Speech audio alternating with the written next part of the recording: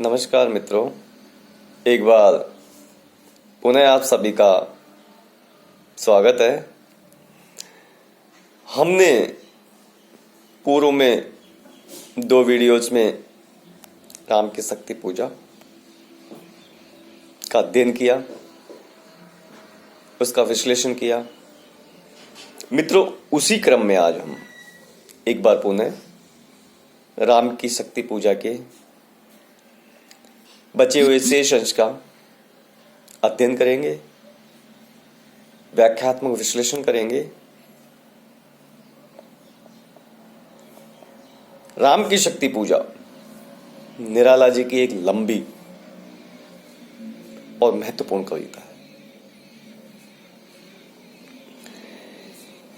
बार बार बड़े ही पराक्रम के साथ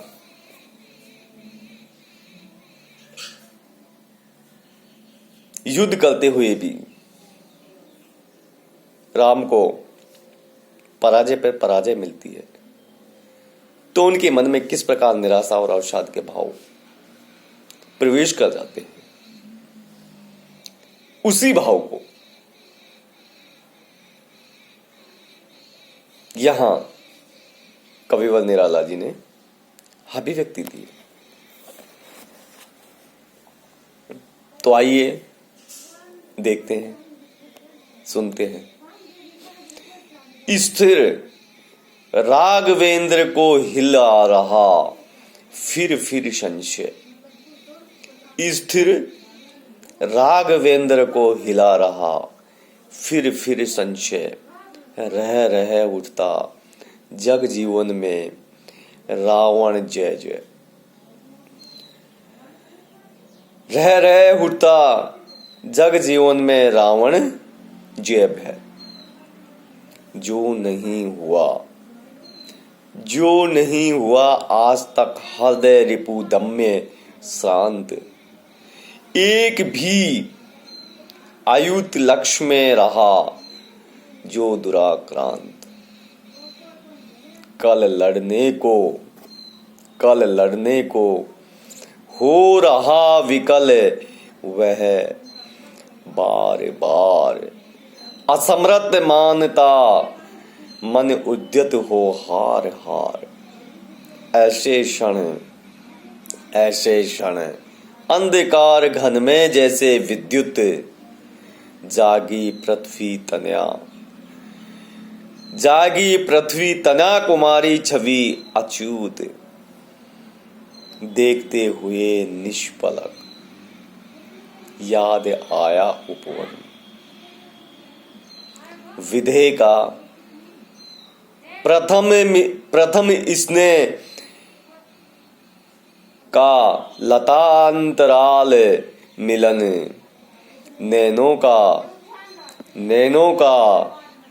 नैनों से गोपन प्रिय संभाषण। पलकों का नव पलकों पर प्रथमोत्थान। पतन कांपते हुए किसले झरते पराग समुदय। गाते खगनव जीवन परिचय तरु मले वलय। ज्योति प्रताप स्वर्गीय ज्ञात छवि प्रथम स्वीय। जानकी नयन कमनीय प्रथम कंपन तुरीय। तो किस प्रकार राम की मनोस्थिति का, राम के मन का, उनके मन में रावण की विजय की आशंका किस प्रकार अवसाद पैदा कर देती है, किस प्रकार भय पैदा कर देती है। इस बात को इन पंक्तियों में कविवर निराला जी ने बड़े ही प्रभावशाली ढंग से अभिव्यक्ति दी है। मित्रों, राम का स्वभाव वैसे ही शांत है। राम के जीवन में कुछ एक ही क्षण ऐसे हैं जिसमें राम उद्विग्न हुए, उग्र रूप में हुए, वैसे राम हमेशा अक्षर शांत रहने वाले स्वभाव के थे। लेकिन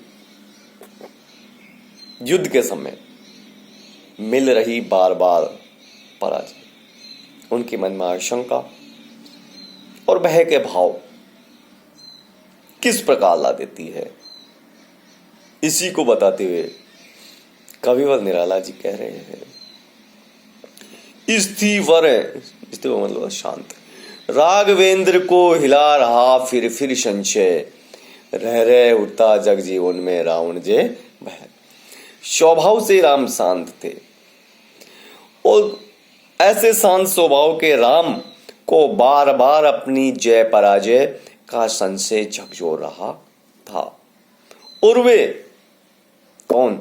श्री राम जग के जीवन में ही रावण की विजय के भय से बार बार कांप उठते थे।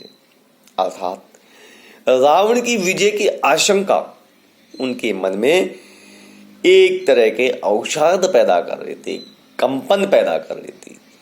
उस आशंका से राम का स्वभाव दुखित हो रहा था। जो नहीं हुआ आज तक हृदय रिपुदम में शांत। राम योद्धा थे, वीर थे, जिन्होंने कभी शत्रुओं से किसी भी प्रकार की पराजय का सामना नहीं किया।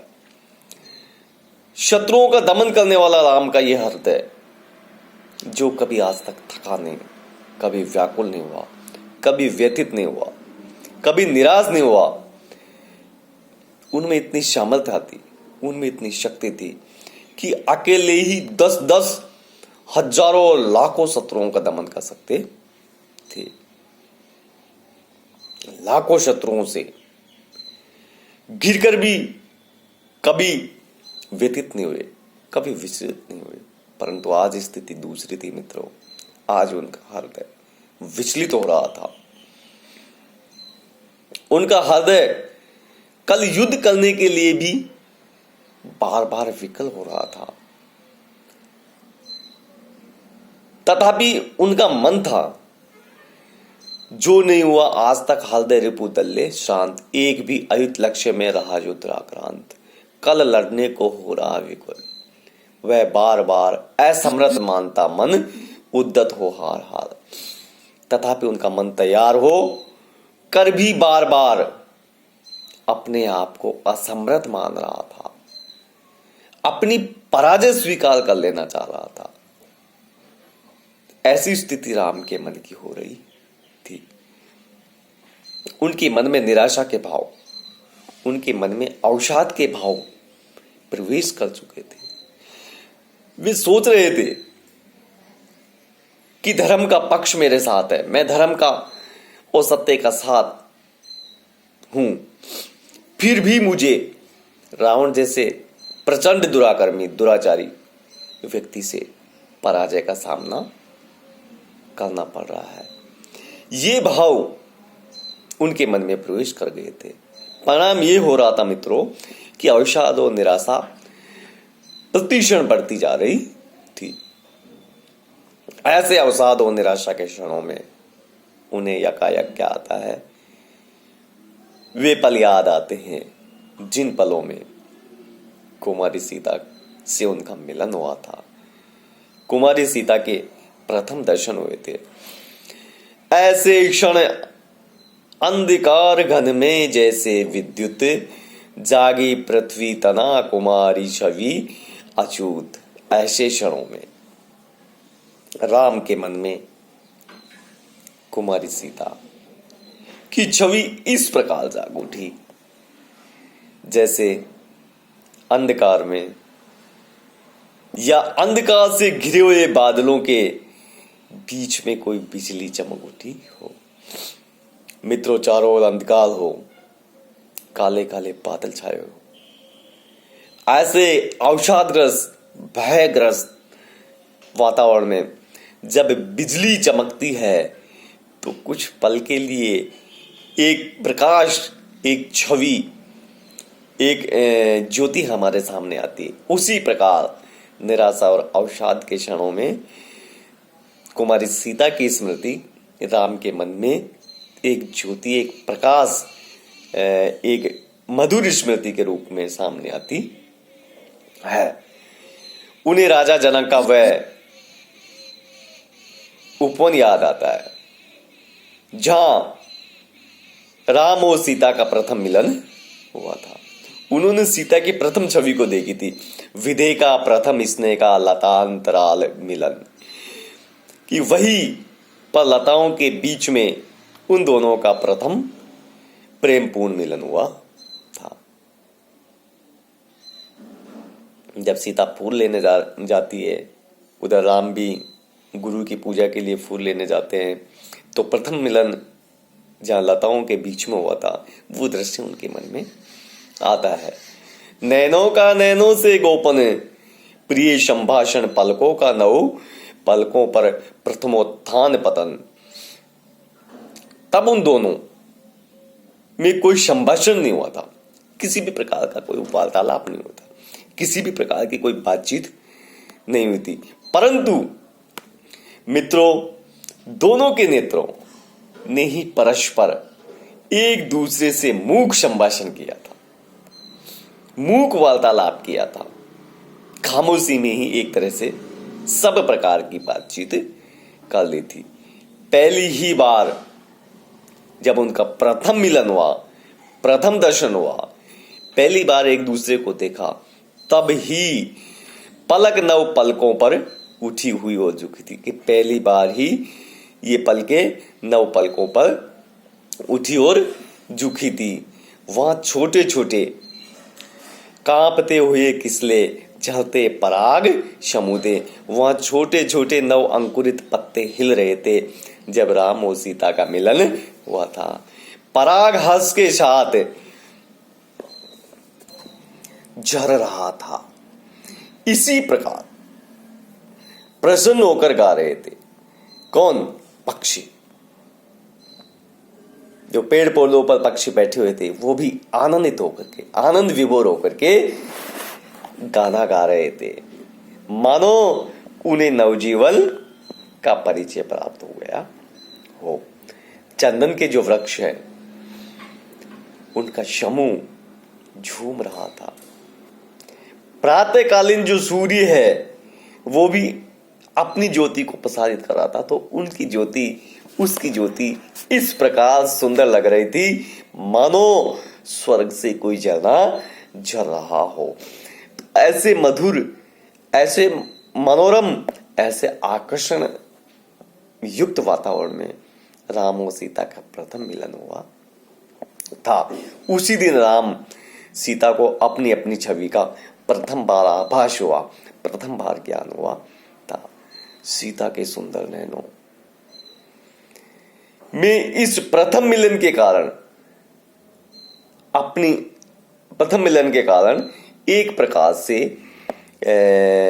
पुलक का भाव मचल गया था। कहते हैं, जब किसी युवा या युवती को प्रथम प्रेम होता है, तो उसका मन उद्विग्न और विकल हो जाता है। ऐसी ही स्थिति इस समय राम और सीता की हो रही थी। फलस्वरूप आनंद की तुरीयावस्था में प्राप्त आनंद के समान था, अर्थात अद्भुत आनंद उन्हें प्राप्त हो रहा था। देखिए, ये जो पंक्तियां निराला जी ने लिखी, ये बड़े ही प्रभावशाली और संकेत लेकर के हमारे सामने आती है। बड़ी ही भावपूर्णता के घोतक हैं। कवि ने मनोविज्ञान की पूर्व दीप्ति पद्धति को ग्रहण किया है और शुष्क और नीरस वातावरण में सरसता का संचार कर देने की बातें कही है। राम का चरित्र तो प्रासंगिक है कि राम के चरित्र के माध्यम से उन्होंने विरह वेदना तथा निराश की अवस्था को व्यक्त किया। यहां कवि की जो शैली है लाक्षणिक शैली है, विवक्षा अलंकार है, उपमा है, उत्प्रेक्षा है, इन अलंकारों का यहां प्रयोग किया है। तो कहा जा सकता है कवि निराला जी ने राम के माध्यम से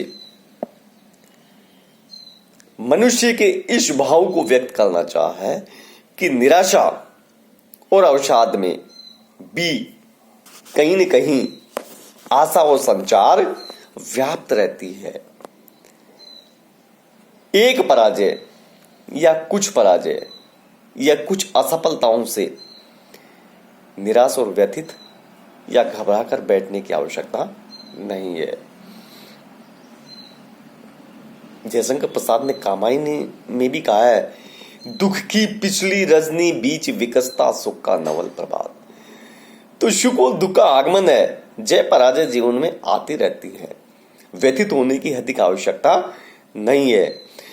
इन अवसाद के क्षणों में, इन दुख के क्षणों में, इन मुसीबतों के समय में, इन पराजय के क्षण किस प्रकार आशा का संचार किया जाए, किस प्रकार पराजय को विजय में बदला जाए, यही कवि का मूल उद्देश्य, मूल मंत्र है और इसी को निराला जी व्यक्त करना चाह रहे हैं।